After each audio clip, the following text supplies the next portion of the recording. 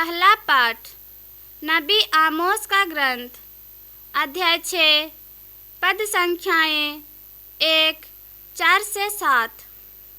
धिक्कार उन लोगों को जो सियोन में भोग विलास का जीवन बिताते हैं। धिक्कार उन्हें जो समारिया के पर्वत पर अपने को सुरक्षित समझते हैं। तुम उत्तम राष्ट्र के गणमान्य नेताओं, तुम्हारे ही पास इस्राएली जनता न्याय के लिए आती है। वे हाथी दत्त के पलंगों पर सोते और आराम कुर्सियों पर पैर फैलाए पड़े रहते हैं।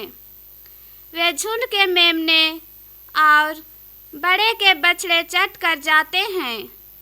वे सारंगी की ध्वनि पर ऊंचे स्वर से गाते और दाऊद की तरह नए वाद्यों का आविष्कार करते हैं।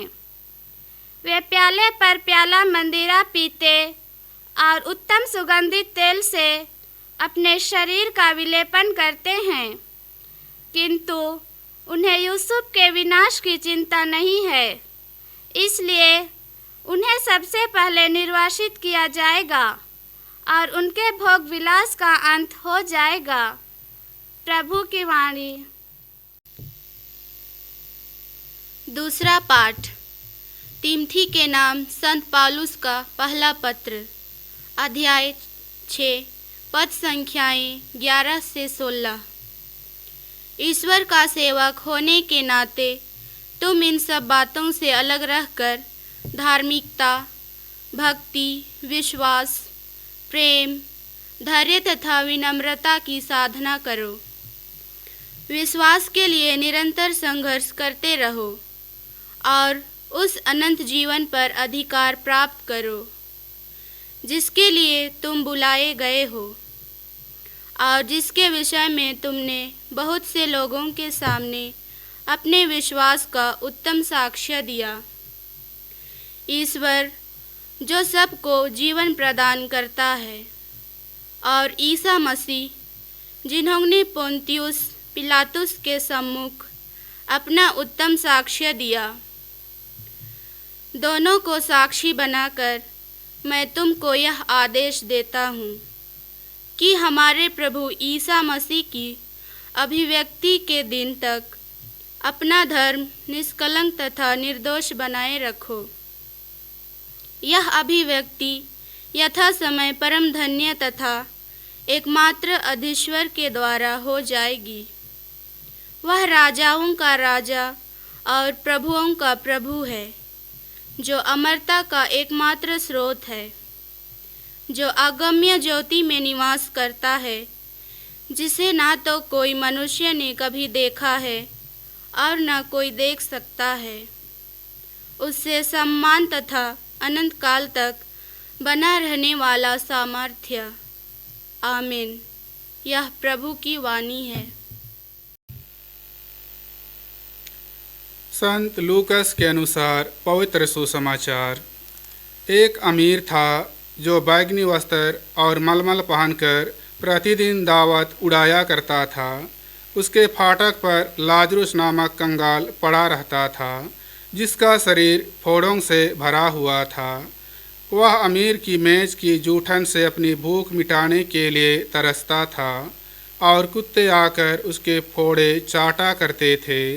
वह कंगाल एक दिन मर गया और स्वर्गदूतों ने उसे ले जाकर इब्राहिम की गोद में रख दिया। अमीर भी मरा और दफनाया गया। उसने अधोलोक में यंत्रणाएं सहते हुए अपनी आंखें ऊपर उठाकर दूर से ही इब्राहिम को देखा और उसकी गोद में लाजरुस को भी।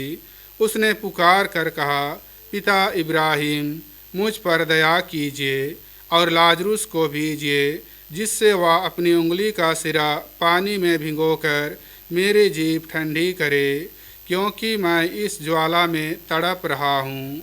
इब्राहिम ने उससे कहा, बेटा, याद करो कि तुम्हें जीवन में सुख ही सुख मिला था और लाजरुस को दुख ही दुख। अब उसे यहाँ सांत्वना मिल रही है और तुम्हें यंत्रणा। इसके अतिरिक्त हमारे और तुम्हारे बीच एक भारी गर्त अवस्थित है। इसलिए यदि कोई तुम्हारे पास जाना भी चाहे तो वह नहीं जा सकता, और कोई भी वहाँ से इस पार नहीं आ सकता। उसने उत्तर दिया, पिता, आपसे एक निवेदन है, आप लाजरुस को मेरे पिता के घर भेजिए, क्योंकि मेरे 5 भाई हैं। लाजरुस उन्हें चेतावनी दे, कहीं ऐसा ना हो कि वे भी यंत्रणा के इस स्थान में आ जाएं।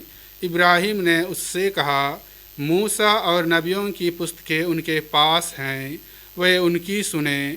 अमीर ने कहा, पिता इब्राहिम, वे कहाँ सुनते हैं, परंतु यदि मुर्दों में से कोई उनके पास जाए तो वे पश्चाताप करेंगे।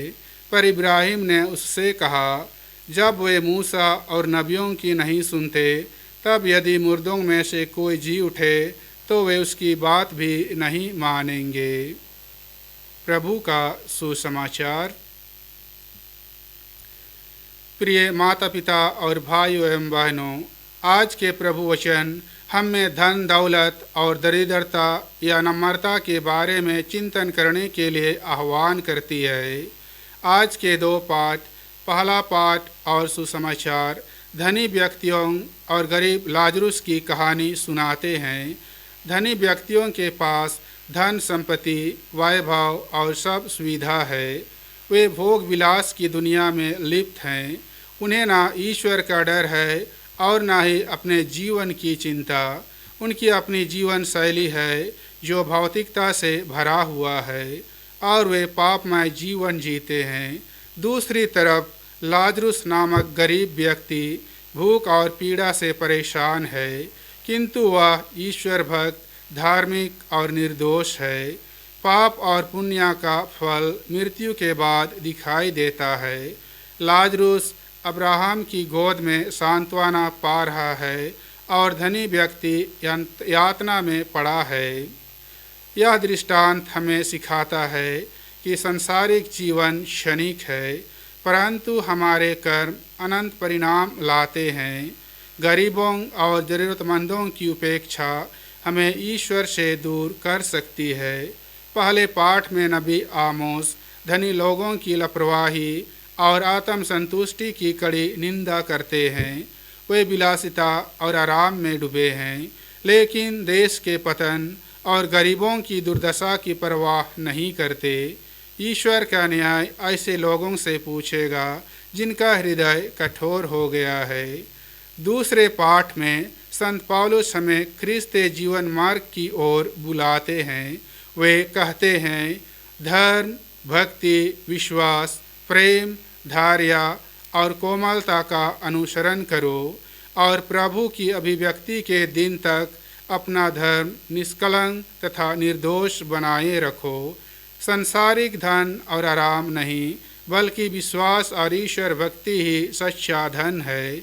हम मसीह को अपने एकमात्र प्रभु मानकर अच्छी लड़ाई लड़ने को बुलाए गए हैं।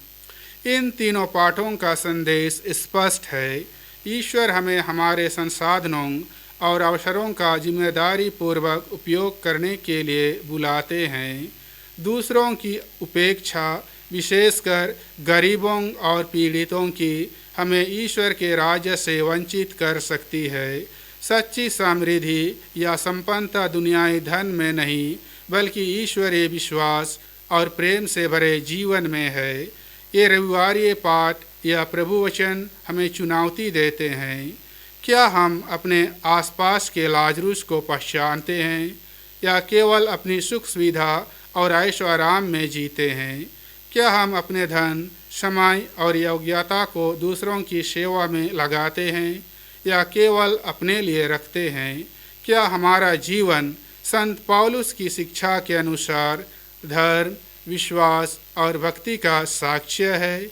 आइए हम प्रार्थना करें कि हम अपने जीवन में धनी व्यक्ति जैसा ना बने जिसका नाम ही ना हो, बल्कि लाजरुस को पहचान कर करुणा, न्याय और प्रेम में जिए। तभी हम सच्चे मायने में ईश्वर के अनुयायी और उसके राज्य के उत्तराधिकारी बनेंगे। आमीन।